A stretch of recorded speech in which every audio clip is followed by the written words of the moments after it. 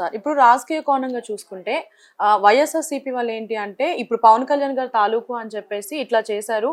So ఆయన వారసత్వం నుంచి వచ్చారు, ఆయన చూసి ఇన్స్పైర్ అయ్యారు, అందుకే ఇలా చేస్తున్నారు అంటే దీనికి ఏం చెప్తారు? ఆయన ఏం తప్పు చేయడు, పవన్ కళ్యాణ్ గారు తప్పు చేయలే. అఫీషియల్గా మ్యారేజ్ చేసుకున్నారు. మ్యారేజ్ చేసుకుని ఇప్పుడు కూడా వాళ్ళ పిల్లలతో కళ్ళు కనబడట్లేదా? కళ్ళు పోయాయా? వైసీపీ వాళ్ళకి కళ్ళు పోయాయా అంటున్నాను. కళ్ళు కనబడుతున్నాయి కదా, గుడ్డు కళ్ళు కావు కదా. మరి ఎందుకు బాధ? ఆయన అఫీషియల్గా నందిని గారిని పెళ్లి చేసుకున్నప్పుడు వాళ్ళకి ఆల్రెడీ అభిప్రాయ భేదాలు ఉన్నాయి. వెంటనే విడాకులు తీసుకున్నారు. విత్ ఇన్ డేస్ చక్రధరరావు గారు అమ్మాయి, అమ్మాయి నేను చెప్తున్నాను కదా పేరు కూడా, నందిని, విశాఖపట్నం, చక్రధరరావు గారు అమ్మాయి. మాకు ఆయన మాతో కాపునాడులో ఆయన కూడా మాతో ఈజ్ వర్కర్. వాళ్ళ ఫాదర్ మేము చేసినప్పుడు వాళ్ళతో పాటు ఈజ్ వర్క్ చేశారు ఆయన కాపు పోరాట సమితిలో.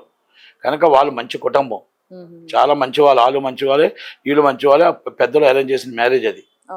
మ్యారేజ్ చేసిలో ఆ మ్యారేజ్లో వాళ్ళకిద్దరికి ఇష్టం లేదు, అభిప్రాయ భేదాలు ఉన్నాయి. వెంటనే ఇమీడియట్లీ విడాకులకు అప్లై చేసుకున్నారు. అప్లై చేసుకుని కొంచెం టైం పట్టింది, విడాకులు తీసుకున్నారు. అయిపోయిన తర్వాత రేణు దేశాయ్ గారిని లవ్ చేశారు. లవ్ చేసి అఫీషియల్గా మ్యారేజ్ చేసుకొని 2 పిల్లలు కన్నారు. ఈరోజు 2 పిల్లలు కనబడట్లేదు నరేంద్ర మోడీ గారి వాళ్ళ దగ్గర.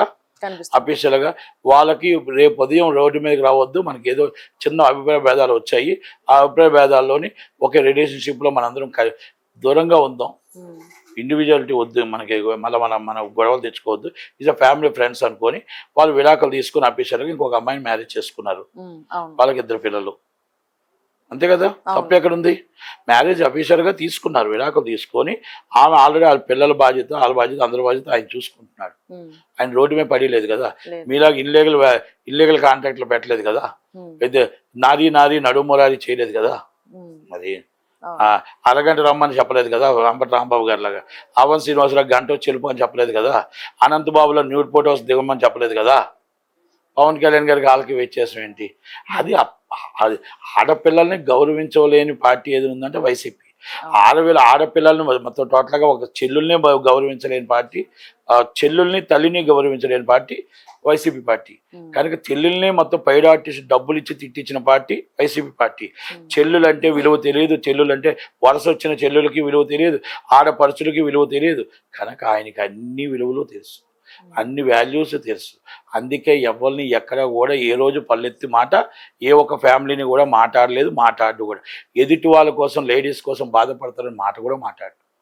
కనుక ఆయన చేసింది హుందాతనం, మీరు చేసింది అక్రమ సంపాదన, అక్రమ సంబంధం. వైసీపీ వాళ్ళు చేసింది అక్రమ సంబంధం, అక్రమ సంపాదన.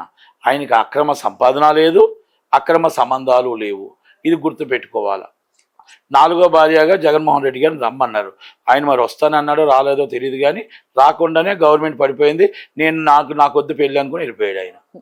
పెళ్లి చేసుకుంటాను అన్నాడు కదా, మరి రాలేదు. రాకపోతే ఆయన ఏం చేస్తాడు? అవునా కదా. మరి అది కనుక పవన్ కళ్యాణ్ గారిని మాట్లాడే రైట్ ఎవరికి లేదు.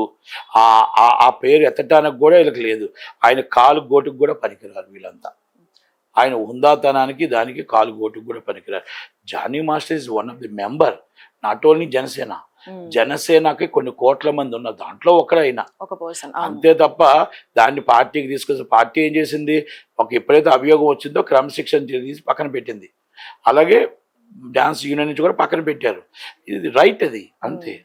ఎవరైనా మళ్ళీ క్లీన్ చీట్ వచ్చిన తర్వాత మళ్ళీ తీసుకుంటారో తీసుకోరని తర్వాత విషయం కదా.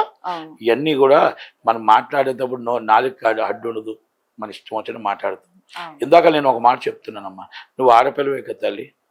మరి ఆడపిల్లవే నీకు ఎవరైనా అసభ్యకరంగా మాట్లాడితే ఏం చేస్తావు?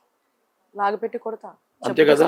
మరి కడతావు అవతలోడు మనం లోపరుచుకుందాం అని ఇప్పుడు నీకు ఏదో పెద్ద యాంకరింగ్ ఇస్తాను, లేకపోతే ఓనర్షిప్ ఇస్తానంటే నువ్వు లొంగిపోతే నీ తప్ప వాళ్ళ తప్ప చెప్పు కదమ్మా.